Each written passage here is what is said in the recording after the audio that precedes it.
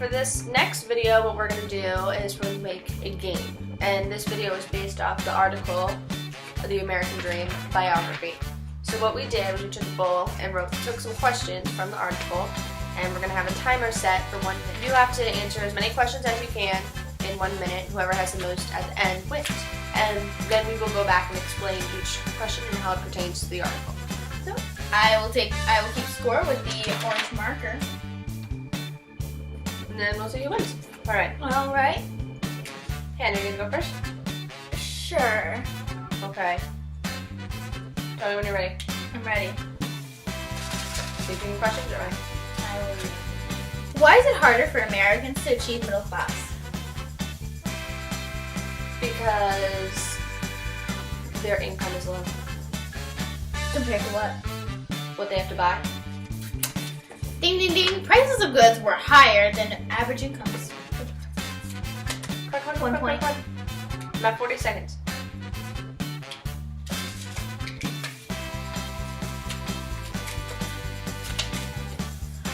What was the perennial conviction? That Americans should live happier lives.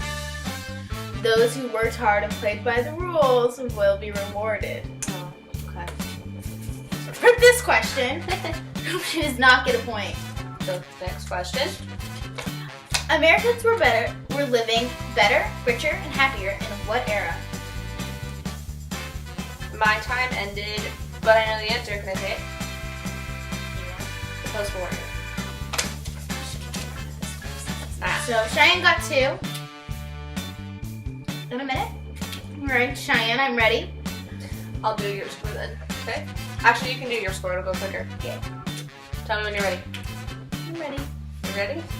Okay. I'm already ready to write it down. 3, 2, 1. Who called the American political system the world's best hope? Oh, Thomas Jefferson. Yeah. What's the Peabody-Roosevelt Gospel, which was explained in the article? That was the one about the happier lives, wasn't it? People want to live happier and richer lives. No. That the world was imperfect and was not perfectible. Oh, yes, and not perfectible. Wrong one. I can open it. Okay. What was James Trenslow Adams' thesis in his book, The Epic of America? This was the one about the better, happier, and richer one. Yeah. The American dream consisted of a better, richer, and happier life for all citizens of any rank. Hurry, last one. 8 questions. 8 seconds. What have Americans dreamed of? That was my question. What have Americans always dreamed of? Your time's to up. be equal. Yes. But it's written in the article as steady personal and national progress. So am I wrong? You're right, but it's just not how it was written. It's the same thing. So am I giving a point or not? Yes, give yourself a point. Woo! I won! You won? Okay. So we're tied 2 to 3. Nope, it was 3 to 2! Winner, chicken dinner. Oh yeah, fine, go first, whatever. Okay, so now we're basically just going to go through and explain Each question and how it's important and why you got them wrong. And how this article explains the American dream. Okay. So we're going to explain the article now.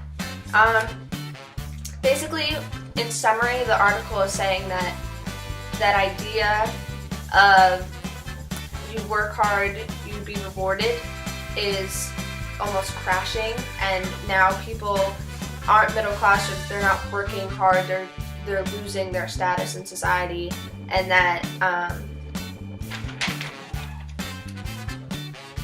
that there is no classes, basically, and we have to know the American dream and how it matters to make America better. Basically, is what it's saying. So we took questions from the article, now we're going to answer them, or explain them. So, Americans were living better, richer, and happier lives in what era? Post-war era. Now, this was because we just did our other video in the 50s, and after the war had ended, everybody went back to that perfect family, and mom was no. and your mother was a housewife and your dad went to work. But that was why it was the post-war era. Everybody was going back to that happier life, trying to forget what happened and go back to a better society. You can do this one. I can? Yeah. Well, the perennial conviction. Well, the perennial conviction was that those who worked hard and played by the rules were rewarded. That's how everyone, that's kind of how, like, when your parents, like, don't lie, and, like, if you lie, like, bad things will happen. Like, if you tell the truth, nothing bad will happen. Have you ever heard, like, almost every kid's ever heard that. And this article talks about that idea is, like, completely gone. Like, it's not the same anymore. There's inequality, and unemployment is so high that it's not the same anymore. Next question. What have Americans dreamed of? It's kind of vague, but so this says that they dream of progress, which is true because you always want something to be better. You had the civil rights movement. They wanted it to come. They had the civil rights movement for their lives to be better, and women's equality and work. You always want improvement. You always want things to be better, and that even shows in technology. Having better, newer technology in school and at home, always having the better iPhone than somebody else. Well, I have the iPhone right here. Yeah, that's what this was talking about. Next question for Hannah Lookin. That's me. Who was James Trunslow Adams' thesis in his book, Epic of America? The American dream was supposed to be a better, richer, and happier life. James Trunslow Adams explains this in his book, The Epic of America, as he explains what the American dream is, people coming to this country to create a better life for themselves. This was happening in the colonies, and it's happening now. People still come here for a better life.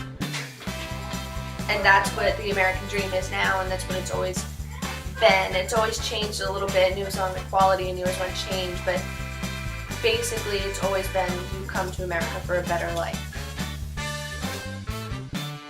Your next question, Hannah, is why is it harder for Americans to achieve middle class? Explain. Well, middle class is something that it's not something you really. Back then that was something you strive for. Now it's not. No. But back then it was harder because of the prices of goods being. They weren't that expensive for us. But back then income wasn't that much.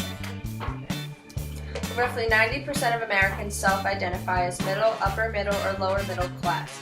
Definitions of class are hard to come by, so much so that the U.S. Department of Commerce, on behalf of Vice President Joe Biden's White House Task Force on the Middle Class, emphasized descriptive language rather than statistics, finding that middle-class families are defined by their aspirations more than their income. We assume that middle-class families aspire to home ownership, a car, college education for their children, health and retirement security, and occasional family vacations. The government's verdict. It is more difficult now than in the past for many people to achieve middle-class status because prices for certain key goods, healthcare, college, and housing have gone up faster than income. Median household income has also remained stagnant for more than a decade. When the figures are adjusted for inflation, Americans are making less now than they were when Bill Clinton was in the White House. So basically it's saying, like, healthcare is expensive, and going to college, like, the tuition is expensive, and to buy a house is expensive, and it's more than people make. Alright, your next question. Who called the American political system the world's best hope? That was Thomas Jefferson. Thomas Jefferson was a really inspiring person. He created so many inventions. It was astonishing.